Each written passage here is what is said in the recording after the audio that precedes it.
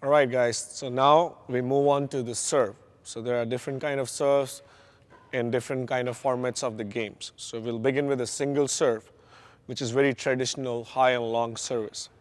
So in badminton, earlier times when the game was developing, over time now services have become way more shorter and faster because game have become a lot faster. But I would still go back to the basic fundamental service, which is a high and long serve. So in that serve, what we do is, usually in singles, try to stay 2 steps behind the service line, which is pretty much close to the center of the court. So you're here, so 1 and 2. So you stay 2 steps behind the service line, and this will be your position for single service, the high and long serve. So your racket and your bird will be almost in the same height, or it can be a little higher too. If you take a look at my toe, my right toe, it's upwards since I'm a lefty. If you're a right-handed player, it's going to be your left. So I would break it into 3 parts. This is position 1, where you get ready to serve.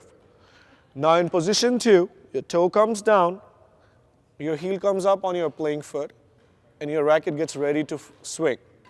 Now in position 3, you're going to hit the bird high and long.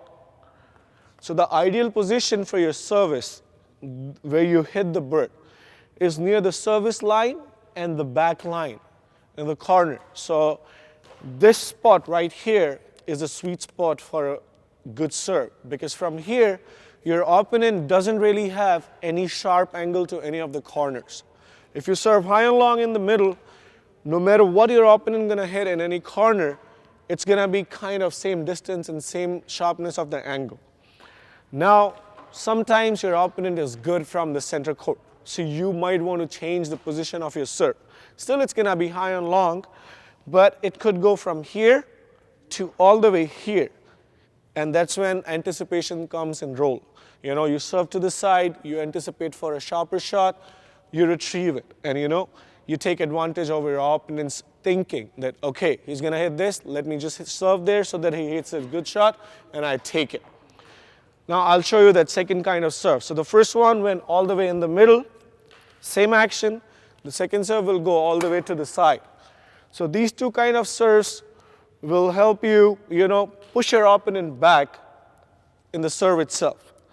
Now, as I said, now these days game is changing. So a lot of people are doing short serves in singles as well. So short serve, we can do it with multiple ways.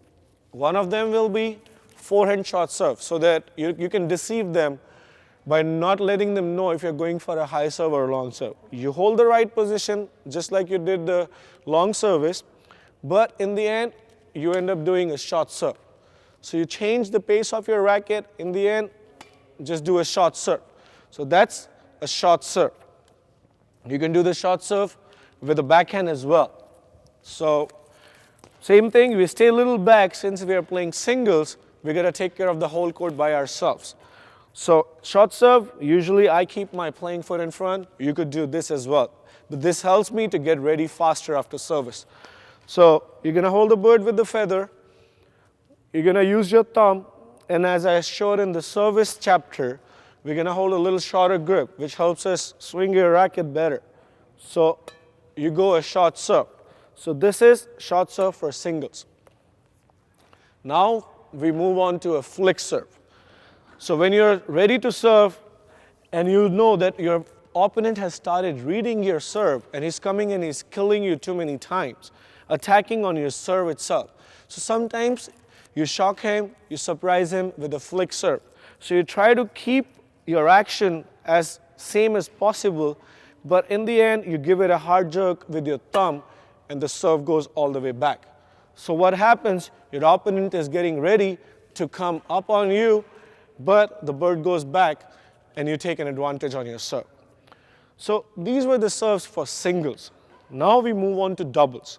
So in doubles, we try to keep the bird low as possible, because the moment you give it high, the game is so fast, the other person will kill you. And eventually, you're going to have to offense. If you be defensive all the time, you cannot win the rally. To finish the rally, you have to be in offense. So now we're going to move on to the double service. Unlike singles, in doubles, you stay as close as possible to the service line. So while I'm telling you the service for doubles, there are rules, certain rules in doubles, like there is a certain height. Even in singles, those rules apply.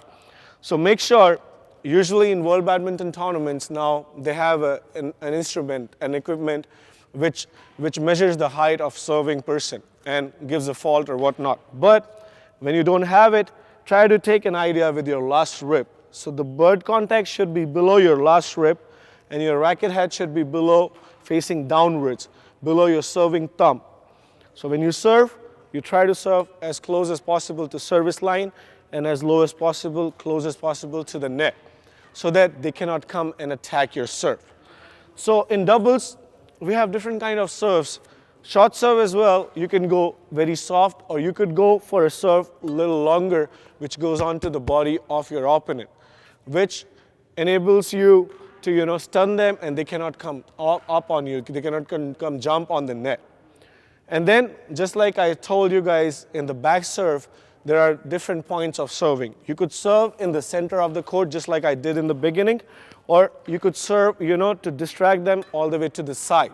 When you serve all the way to the side, when they are ready over here, they're taking your shots all the time here. You suddenly change it, they have to go to the side. That kind of disturbs their momentum, and it's more tactical.